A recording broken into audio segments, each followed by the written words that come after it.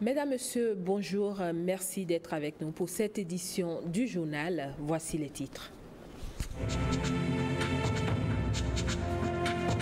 Patrice Talon de retour au Bénin après 3 jours de visite de travail au Kenya. À la clé, plusieurs conventions de partenariat signées. Dans ce journal, le point avec le ministre des Affaires étrangères.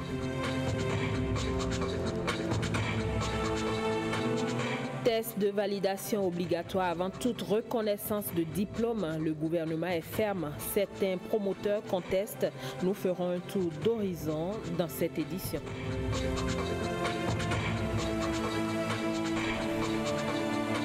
Et puis, célébration hier de la journée mondiale des espèces menacées. L'état des lieux au Bénin est inquiétant. Les environnementalistes tirent la sonnette d'alarme.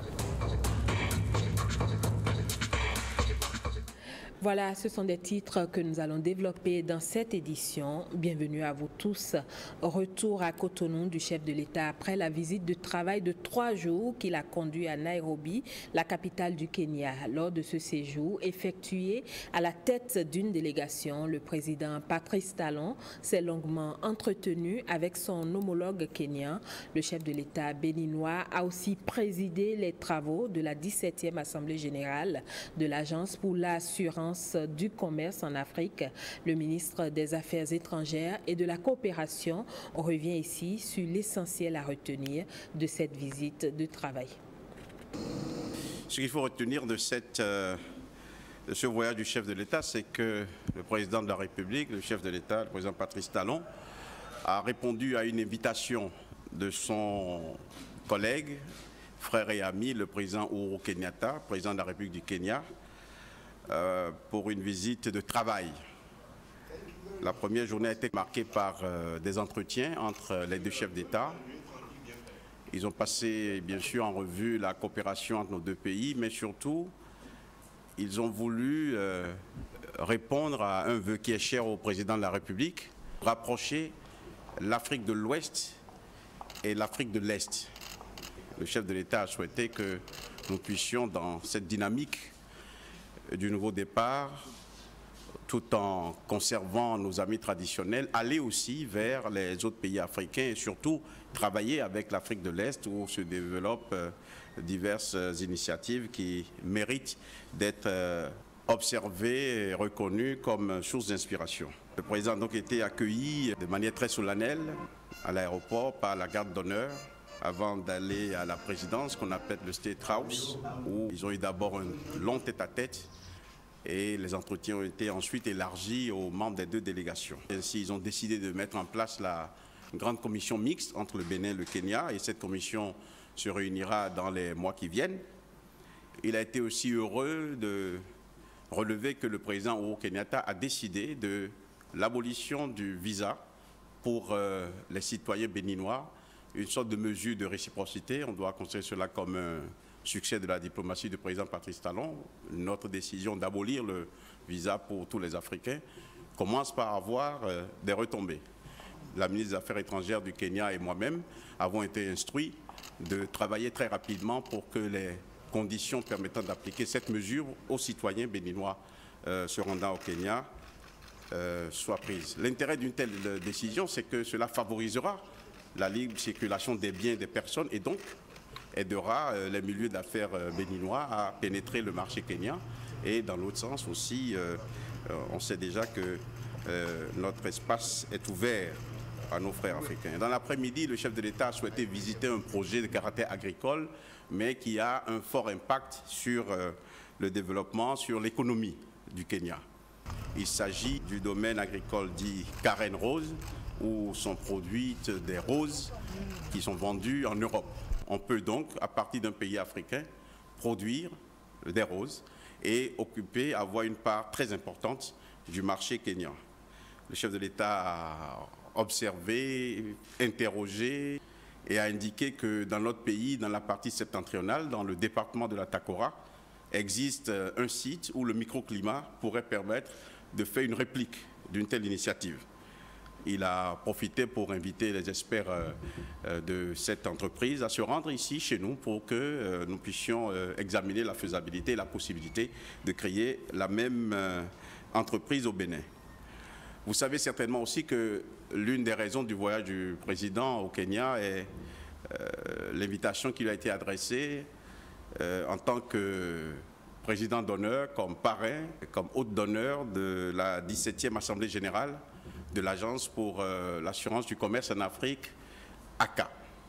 Cette 17e Assemblée générale de l'ACA a été marquée par d'abord une table ronde dont le thème était la bancabilité des risques africains. Le chef de l'État, reconnu comme champion de la promotion du secteur privé, mais aussi de l'utilisation du secteur privé pour booster les économies africaines, pour créer la croissance, s'est prononcé et a fait des propositions concrètes aux participants de cette table ronde. Le président a plaidé très fortement pour qu'il y ait un dialogue soutenu entre le gouvernement et le secteur privé en Afrique. Ça a été un plaidoyer en faveur des investissements, mais des investissements qui bénéficient de la protection de l'ACA en Afrique. L'Assemblée générale proprement dite de cette agence s'est ouverte ce matin. Elle a été ouverte par le président de la République et il a prononcé une allocution très importante, allocution au cours de laquelle il a encouragé, il a salué l'existence de cette agence. Il a très clairement indiqué qu'il n'était pas nécessaire que les pays de l'Afrique de l'Ouest créent une autre agence, mais que l'agence qui est déjà africaine, de par son nom, puisse bénéficier de l'adhésion des pays de la CEDEAO. Le Bénin est le premier pays d'Afrique de l'Ouest à avoir adhéré à l'ACA et à s'être acquitté de ses droits de participation. La Côte d'Ivoire aussi a été mentionnée, de même que le Zimbabwe, qui ont rejoint cette institution après nous cette année. Il a, avant de quitter la capitale kenyane, reçu M. Eric Solem, le directeur exécutif de ONU Environnement, qui a rang de secrétaire général adjoint, avec lequel il s'est notamment entretenu d'une question qui le préoccupe au plus haut point, celle de la gestion des plateformes pétrolifères qui ont été abandonnées au large de Sémé. Et il a reçu l'assurance du directeur exécutif de ONU Environnement qui s'est engagé à mobiliser l'expertise nécessaire en concertation avec la Banque mondiale et les pays intéressés pour pouvoir très rapidement envoyer une mission évaluer les risques, mais aussi évaluer la possibilité d'une rentabilisation des installations qui se trouvent au large de Sémé. Les travailleurs de la météorologie et de l'aviation civile sont en colère. En Assemblée générale hier, ils ont dénoncé la procédure en cours de mise en concession de l'aéroport international Cardinal Bernardin Ganty de Cotonou, une Assemblée générale qui a débouché sur un préavis de grève de 48 heures à compter de la semaine prochaine. Le compte rendu avec Ulvaeus Balogun et Augustin Godou. On n'est pas en faillite. C'est quand une structure est en faillite qu'on se précipite pour chercher des solutions. C'est là l'interpellation des travailleurs de la SECNA qui dénoncent la précipitation avec laquelle le gouvernement veut mettre en concession l'aéroport international Cardinal Bernardin Ganty de Cotonou. Un plan contre lequel ces agents s'insurgent parce que ne respectant pas les règles du dialogue social. Ils ont commencé dans un premier temps à critiquer la SECNA en parlant de lenteur. Mais vous voulez accélérer, on vous dit amenez le plan, vous n'avez pas amené. Vous voulez maintenant accélérer. Vous voulez que les choses aillent mieux.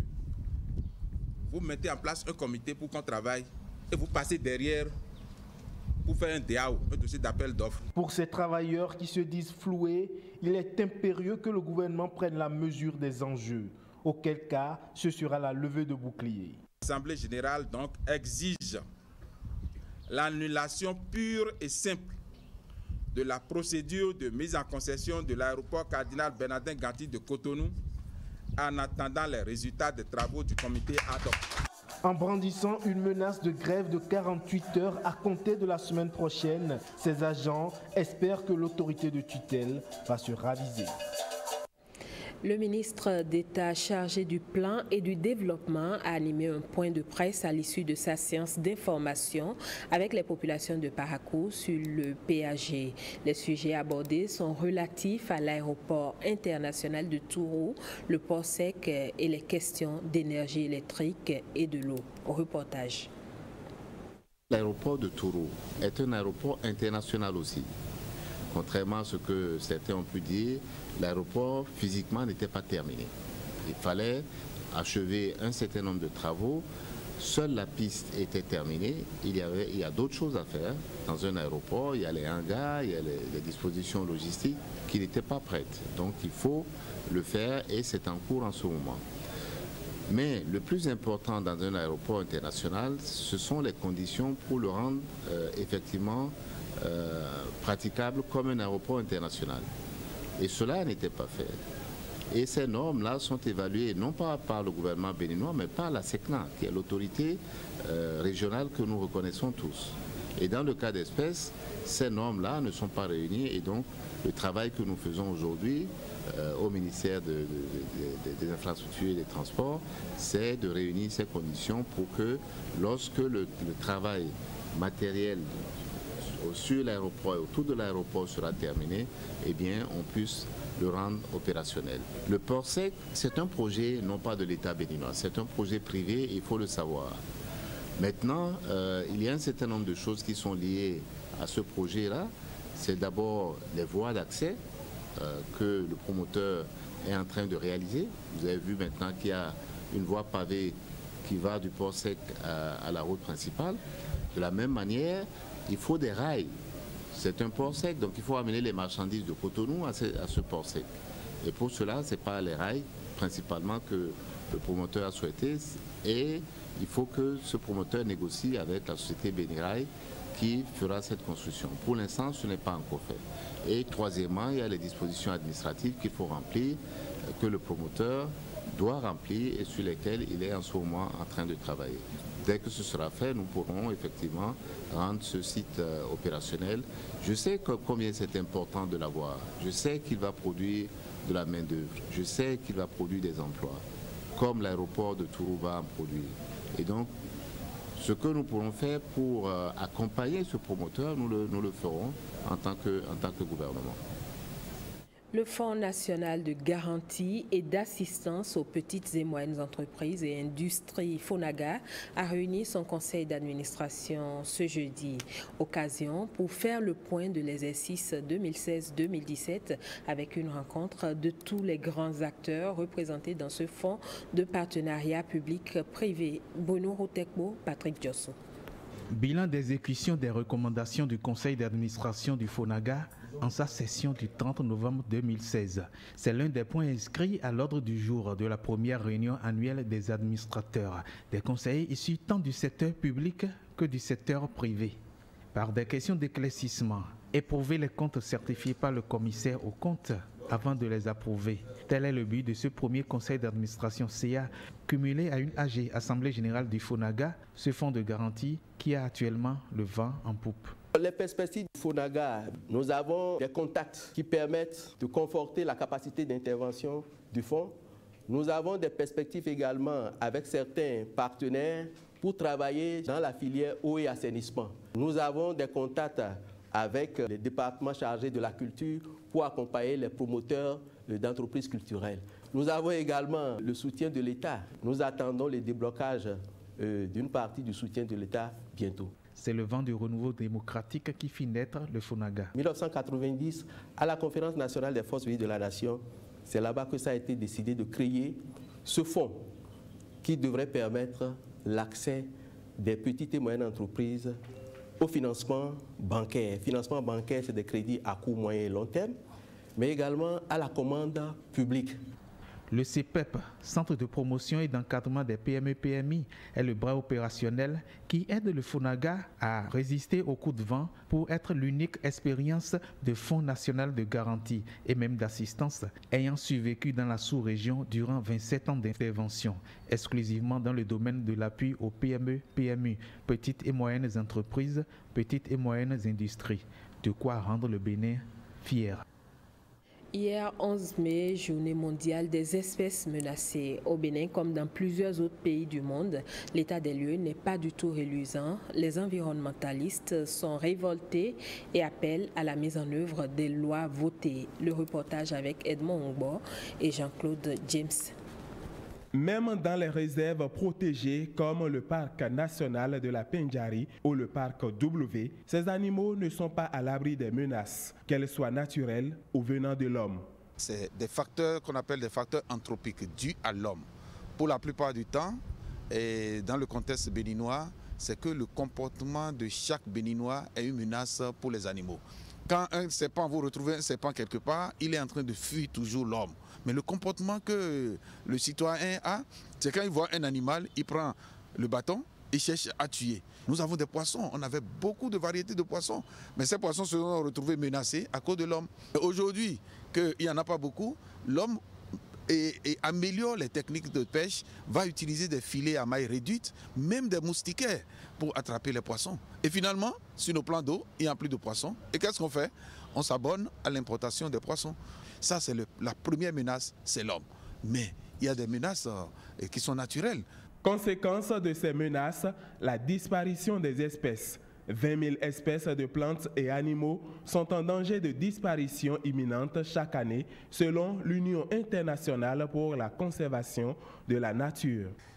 Une espèce sur 4 de mammifères, une espèce sur 8 d'oiseaux, une espèce sur 3 de grenouilles disparaissent chaque année.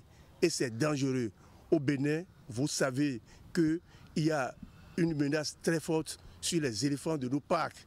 Et si on y prend garde, on va retourner à une situation de non-retour. Dans Genèse, Dieu a créé toutes les espèces de la terre et a responsabilisé l'homme pour dire « Je te donne tout ceci pour que tu t'en serves, mais aussi pour que tu les protèges. » Mais vraiment, ce n'est pas possible.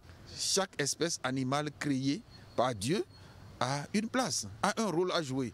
Et si nous détruisons tout, nous constituons, c'est une grave menace. Si nous détruisons tout, c'est nous qui perdons. Pour ces amoureux et défenseurs de l'environnement, il faut passer à l'application des tests. Autrement, aucun développement n'est possible. La convention CITES, c'est la convention internationale sur le commerce des espèces de la faune et de la flore. Tout le monde a ratifié ça, mais la mise en œuvre est difficile. Au Bénin, nous avons une loi qui parle des mesures qu'il faut prendre pour réglementer la chasse de la faune au Bénin, mais rien n'est respecté. Il faut que les gens prennent leurs responsabilités au niveau de l'État, au niveau de la basse couche, pour que vraiment les espèces se portent bien. Qui viendra ici et on dit, il n'y a pas, le parc W par exemple est vide, le parc Pendjari est vide et il va vouloir venir ici. Non. Le tourisme durable, c'est la conservation durable de la biodiversité qui participe aussi au tourisme durable. Et que l'on applique les réglementations dans chaque domaine. Si nous sommes donnés des règles, appliquons ces règles et voyons si nous ne pouvons pas atteindre le développement. Journée mondiale des espèces menacées, moment de réflexion pour une meilleure cohabitation entre l'homme et les autres espèces de la nature. Améliorer la production et la productivité des abeilles au niveau du continent africain, tel est le but visé par l'Union africaine à travers son projet Abeilles. Pour pérenniser ce projet, le ministère de l'Agriculture, de l'Élevage et de la Pêche lance officiellement la plateforme des acteurs de la filière apicole au Bénin, Précieuse Akwehonou et Bernol Djogbe, pour plus de détails. L'apiculture, élevage des abeilles.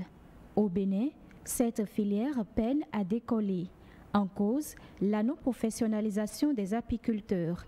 À celle-ci s'ajoutent les dysfonctionnements climatiques, la déforestation et les vols à répétition. C'est donc pour réorienter le secteur que le présent atelier a lieu. Il s'agira spécifiquement d'actualiser la cartographie des acteurs, d'élaborer une feuille de route et de définir la structure de gouvernance de la plateforme.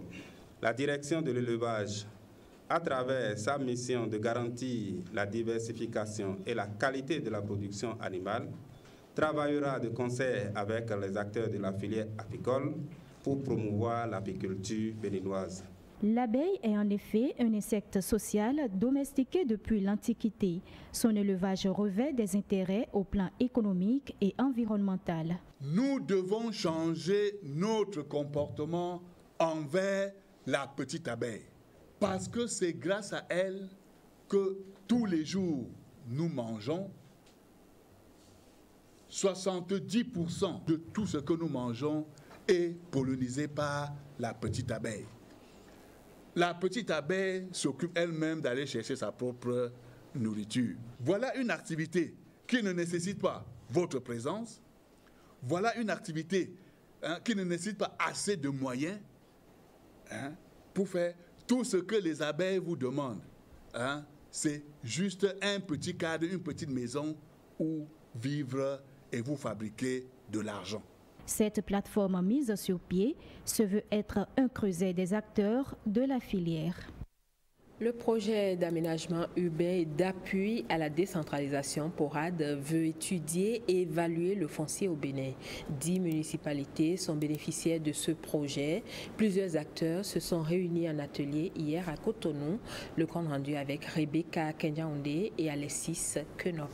Je déclare lancer au nom du ministre du Cadre du Vie et du Développement durable la mission d'étude d'évaluation du fonctionnement des registres fonciers urbains dans les 10 villes bénéficiaires du PORAD. La mission d'étude d'évaluation du fonctionnement des registres fonciers urbains dans les communes vient ainsi d'être lancée. Conduite par le projet d'aménagement urbain et d'appui à la décentralisation PORAD, elle vise à appuyer les municipalités du Bénin à travers le système d'information du registre foncier.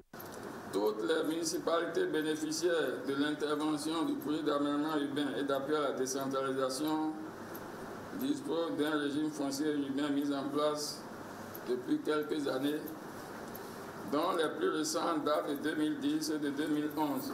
Le registre foncier urbain RFU est un système d'information foncière qui est élaboré au Bénin depuis 1989. Il contribue à l'amélioration des capacités de gestion urbaine des municipalités via une application fiscale favorisant l'augmentation des revenus locaux. Le registre foncier urbain constitue donc un outil technique capital de mobilisation de ressources dont les collectivités territoriales ont besoin pour satisfaire les nombreuses attentes de nos populations. Il contribue à un meilleur repérage en milieu urbain, à la sécurisation foncière ainsi qu'au financement de l'urbanisation.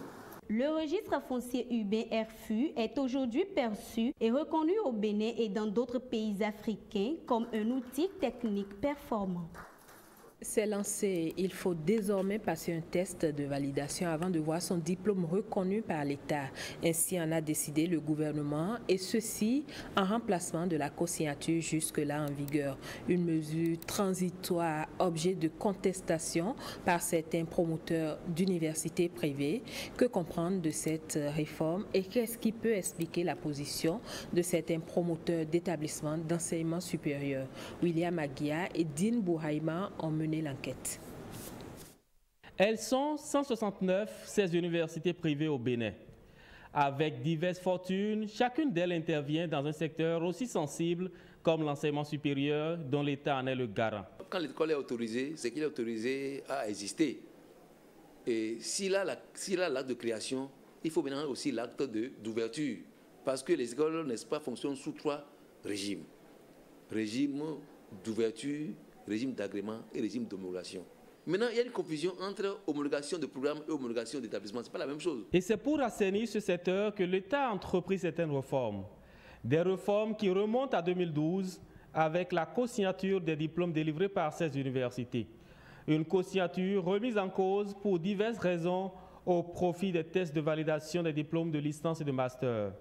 Et là réside la grogne de certains promoteurs d'universités privées. Dans les réformes qui sont engagées au niveau de l'enseignement supérieur, le point focal est d'organiser un examen national de licence et de master. Il se fait malheureusement qu'on dise que vraiment cet examen est organisé seulement pour les étudiants de l'enseignement privé. L'enseignement supérieur est unique, mais exécuté par 2 branches. Il y a le sous-secteur privé et le sous-secteur public. On ne peut pas comprendre que, in fine, qu'on soumette ceux qui ont fait le secteur privé à un examen de licence ou de master pour leur délivrer des diplômes à valeur administrative qui n'auront aucun effet dans le cadre de la mobilité des étudiants. Ça veut dire quoi? Ça veut dire que si on fait ce diplôme-là et qu'on donne ces étudiants-là, ils ne peuvent pas sortir du Bénin pour s'inscrire dans d'autres universités. Des arguments rejetés par d'autres promoteurs d'universités qui trouvent à travers ces réformes le salut du secteur privé de l'enseignement supérieur. S'il faut assainir, il faut supprimer ce qui se fait de mauvais, les faux diplômes et la nature de la formation. Pour faire cela, nous avons deux choses à faire valoir. L'échelle de valeur qui permettra de classer les établissements privés entre eux à l'issue d'un examen. Et deuxièmement, le sérieux que chacun met dans sa formation pour pouvoir suivre un certain label de qualité. Ce que nous faisons n'a changé en rien le principe du LMD. Et celui qui a ces 6 semestres et qui doit aller à l'étranger présentera les 6 semestres qui sont faits selon les UE du CAMES s'ils le veulent, ou de leur agrément béninois s'ils le veulent. Personne ne touche à ça. Je fais partie personnellement de ceux-là qui étaient contre cette co-signature. Heureusement, la nouvelle équipe dirigeante du pays a compris qu'on ne pouvait pas continuer à aller dans ce sens. Parce que, attention, l'éducation est le secteur le plus sérieux qui assure le développement d'un pays. On peut tout détruire sauf le secteur de l'éducation. Si jamais nous permettons que n'importe qui vienne s'investir dans le secteur pour faire ce qu'il veut, ça serait désastreux pour notre pays parce que, imaginez, depuis que cette histoire de co-signature existe, mais les gens que nous formons, à qui nous donnons des diplômes co-signés, qui en réalité ne viennent même pas au cours, il y a des cas qui ont été dénoncés au ministère et que le ministère nous a fait part de certaines situations, n'est-ce pas? Ces gens-là seront les cadres positionnés à tel poste. Comment pourront-ils gérer ce qu'on leur a confié convenablement en fonction de leur spécialité? Je ne pense pas qu'on puisse gérer un pays dans l'à peu près. 3 organisations fêtières sur les 4 que compte ce secteur, ainsi que d'autres promoteurs non inscrits adhèrent à cette réforme. La seule, celle présidée par Marcelin Zanou, s'y oppose. Les étudiants, eux, au milieu de cette incompréhension, attendent le bout du tunnel. Mais ils sont rassurés. Ce n'est pas un examen comme les autres examens. C'est un test de validation des diplômes. C'est-à-dire qu'on a changé de forme de validation des diplômes, tout simplement. L'organisation des examens nationaux de licence et de master pour les étudiants des établissements privés est donc irréversible. Une mesure transitoire pour remettre le secteur de l'enseignement supérieur dans les normes. Et puis une note de culture avant de refermer cette édition. L'arrondissement de Béthéro a abrité samedi la 9e édition du festival dénommé Tiboyaka. C'est une rencontre annuelle des arts et cultures des peuples de la Takora-Donga qui résident dans le Borgou et la Liborie. Un rendez-vous riche en sons et danse. Les précisions avec Claude Adigli et Kadnel Kakou.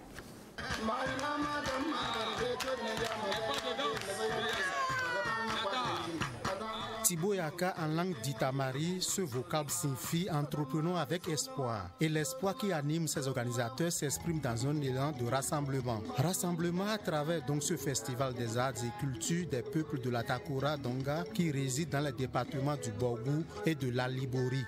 Les révélations du Bénin de demain sont en gestation au sein des enfants et des jeunes d'aujourd'hui, aussi bien scolaires que non scolaires. La mission principale de Tiboyaka consiste à leur détection, leur identification et leur accomplissement.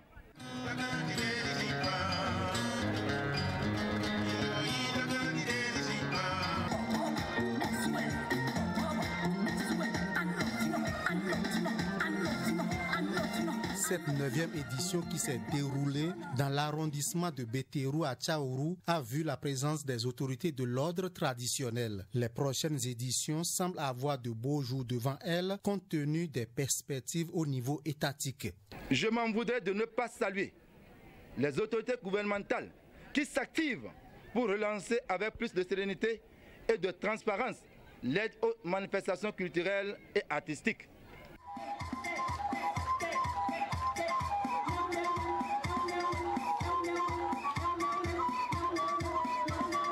Tiboyaka se veut donc un facteur de brassage culturel. 32 artistes et 4 groupes folkloriques ont répondu présents à cette 9e édition.